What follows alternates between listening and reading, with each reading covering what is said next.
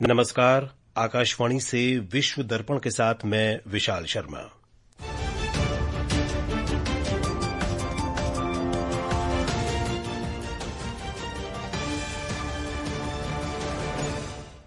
सबसे पहले मुख्य समाचार। शंघाई सहयोग संगठन शिखर सम्मेलन कल चीन के थियनचिन में शुरू।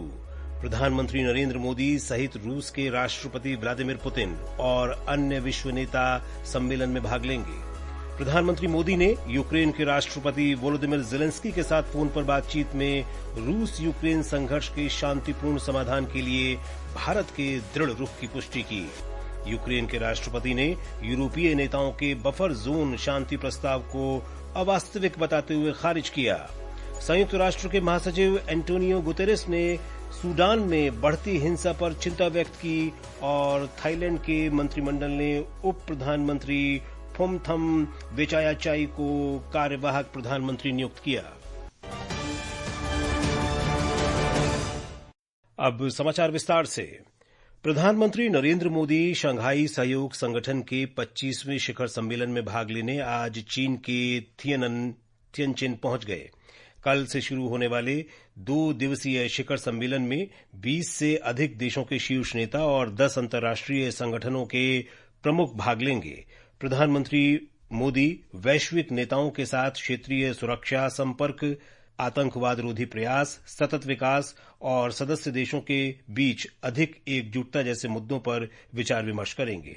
प्रधानमंत्री नरेंद्र मोदी के तियानजिन एयरपोर्ट पर आगमन से लेकर होटल तक गर्मजोशी और उमंग का माहौल रहा। होटल पहुंचने पर बड़ी संख्या में मौजूद भारतीय समुदाय के लोगों ने भारत माता की जय, वंदे मातरम तथा मोदी मोदी के नारों से वातावरण को गुंजायमान कर दिया। इस अवसर पर प्रसिद्ध भारतीय संगीतज्ञों से शास्त्रीय संगीत सीख रही चीनी मूल की महिला कलाकारों ने सितार, संतूर और तबले की संगति में वंदे मातरम गीत की अद्भुत प्रस्तुति दी। 2 दिवसीय शिखर सम्मेलन के दौरान प्रधानमंत्री नरेंद्र मोदी क्षेत्रीय सुरक्षा, आपसी संपर्क, सतत विकास और सदस्य देशों के बीच आपसी सहयोग जैसे अहम मुद्दों पर विचार विमर्श में हिस्सा लेंगे। रितेश कपूर, आकाशवाणी समाचार, तियानजिन।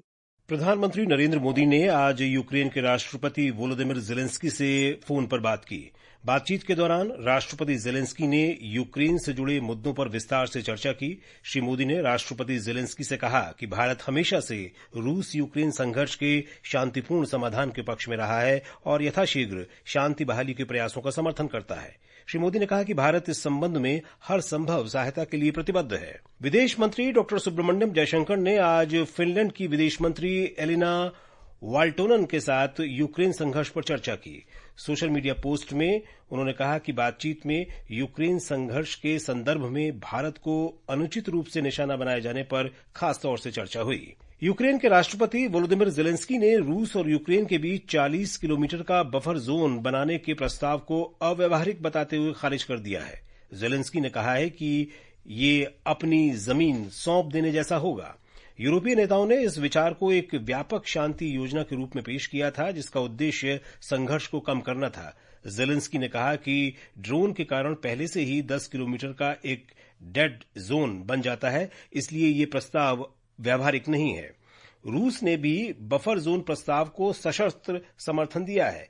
दूसरी तरफ यूक्रेन इस बात पर अड़ा हुआ है कि किसी भी शांति समझौते में रूसी सेना की पूर्ण वापसी शामिल होनी चाहिए।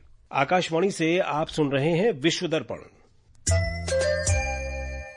पेट्रोलियम और प्राकृतिक गैस मंत्री हरदीप सिंह पुरी ने कहा है कि देश की सकल घरेलू उत्पाद जीडीपी की वृद्धि दर 7.8% है और इसका ऊर्जा खपत पर सकारात्मक प्रभाव पड़ेगा।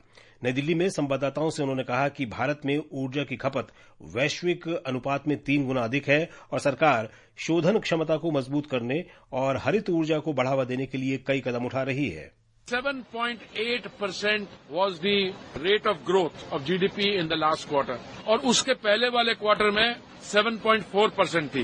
If you look at the overall activity, दुनिया की एनर्जी कंजम्पशन जो भी है, भारत की एनर्जी कंजम्पशन उससे 3 गुना ज्यादा है। श्री पुरी ने कहा कि भारत की अर्थव्यवस्था $4.3 ट्रिलियन की है और इसकी बढ़ती जीडीपी दर भारत की आर्थिक स्थिति पर उठाए जा रहे सवालों का करारा जवाब है। देश भर के उद्योग निकायों, अर्थशास्त्रियों और विशेषज्ञों ने भारत के सकल घरेलू उत्पाद की वृद्धि दर अच्छी रहने के अनुमान का स्वागत किया है और सरकार के प्रयासों की सराहना की है। आर्थिक मामलों की सचिव अनुराधा ठाकुर ने कहा कि पहली तिमाही के आंकड़े देश की अर्थव्यवस्था के बुनियादी लचीलेपन को दर्शाते हैं। It reflects the basic resilience of our economy, strengthening of the momentum in the economy, and it is anchored in our strong macroeconomic fundamentals. On the supply side, we have seen an all-round growth. On the demand side, the primary drivers have been domestic. PhD chamber of commerce and industry के CEO doctor Ranjit Mehta ने कहा कि GDP में 7.8% की शानदार वृद्धि सरकार के संरचनात्मक सुधारों का परिणाम है। This is the fastest growing economy amid the kind of geopolitical challenges that we are facing, and we are very sure that the economy will continue to do well because the sectors in which it has outperformed is manufacturing, services sector, agriculture, construction. All these are very important sectors which contribute very significantly to the GDP of India. वाणिज्य और उद्योग मंत्री पीयूष गोयल ने आज मुंबई में संयुक्त अरब अमीरात के विदेश व्यापार मंत्री के साथ औद्योगिक प्रतिनिधियों को संबोधित किया। उन्होंने उद्योग जगत से दोनों देशों के बीच विकास के अवसरों का उपयोग करने की अपील की। श्री गोयल ने यह भी कहा कि भारत और अमीरात के बीच हरित ऊर्जा, यांत्रिक मेधा, खाद्य सुरक्षा और स्वास्थ्य सेवा नवाचार के क्षेत्रों में निवेश बढ़ने की भरपूर संभावनाएं हैं। भारतीय नौसेना का स्वदेशी युद्धपोत INS Kadmatt Papua New Guinea के 50वें स्वतंत्रता दिवस समारोह में भाग लेने के लिए आज पोर्ट मोरिस्बी पहुंचा। एक रिपोर्ट। रक्षा मंत्रालय के अनुसार ये पहल प्रशांत द्वीपीय देशों के साथ अपने संबंधों को मजबूत करने और हिंद प्रशांत क्षेत्र में शांति, स्थिरता और समावेशी विकास को बढ़ावा देने की भारत की प्रतिबद्धता का प्रतीक है। INS Kadmatt Papua New Guinea के स्वतंत्रता दिवस परेड और सांस्कृतिक कार्यक्रमों में भागीदारी करेगा। जहाज का चालक दल पापुआ न्यू गिनी रक्षा बल के साथ समुद्री सुरक्षा, मानवीय सहायता और आपदा राहत कार्यों में सहयोग पर बातचीत करेगा। प्रधानमंत्री नरेंद्र मोदी की 2023 में पापुआ न्यू गिनी की यात्रा के बाद दोनों देशों के संबंध प्रगाढ़ हुए हैं। विश्व दर्पण के लिए सरफिरोजी। संयुक्त राष्ट्र महासचिव एंटोनियो गुतेरेस ने सूडान के उत्तरी दारफुर में बढ़ती हिंसा पर चिंता जताई है। उन्होंने अल फशर पर रैपिड सपोर्ट फोर्सेस के हिंसक हमलों की निंदा की है। महासचिव गुतेरेस अंतर्राष्ट्रीय मानवीय कानून और अंतर्राष्ट्रीय मानवाधिकार कानून के उल्लंघन के गंभीर खतरे को लेकर चिंतित हैं। 11 अगस्त के बाद से संयुक्त राष्ट्र ने अल फशर इलाके में 125 नागरिकों की हत्या दर्ज की है। विश्व स्वास्थ्य संगठन ने संघर्ष, गरीबी और जलवायु संबंधी आपदाओं के कारण दुनिया भर में हैजा के बढ़ते मामलों पर चिंता व्यक्त की है। इस वर्ष अगस्त तक 31 देशों में हैजा से 4 लाख से अधिक लोग पीड़ित हुए, जिनमें से 4,000 लोगों की मौत हो गई। संगठन ने कहा है कि बाढ़ग्रस्त क्षेत्रों और विस्थापित समुदायों में स्वच्छता, स्वच्छ जल और स्वास्थ्य सेवाओं के अभाव के कारण ये संकट गहरा रहा है।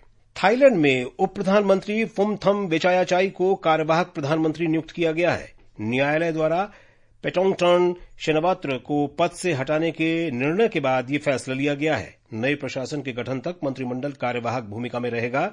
नए प्रधानमंत्री के चयन पर मतदान के लिए 3 से 5 सितंबर तक संसद की बैठक होगी।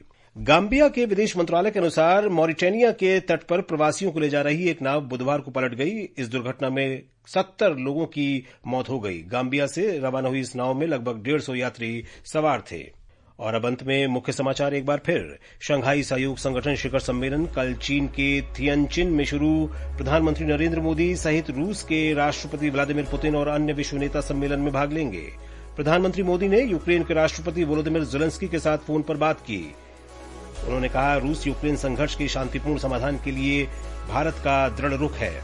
यूक्रेन के राष्ट्रपति ने यूरोपीय नेताओं के बफर जोन शांति प्रस्ताव को अवास्तविक बताते हुए खारिज किया। संयुक्त राष्ट्र के महासचिव एंटोनियो गुतेरेस ने सूडान में बढ़ती हिंसा पर चिंता व्यक्त की और थाईलैंड के मंत्रिमंडल ने उप प्रधानमंत्री फुमथम वेचायाचाई को कार्यवाहक प्रधानमंत्री नियुक्त किया। इसके साथ ही विश्व दर्पण का ये अंक समाप्त हुआ।